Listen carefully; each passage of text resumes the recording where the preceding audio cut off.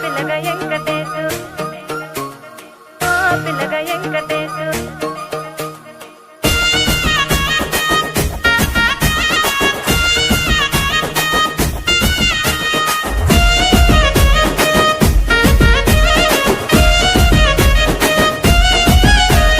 సిద్ధరాల మనసు నాది చిన్నగా పోతుంటావో చూడక పోతుంటావో ఇంట్లో చిన్నదాన్ని నేను సిద్ధరాల దాన్ని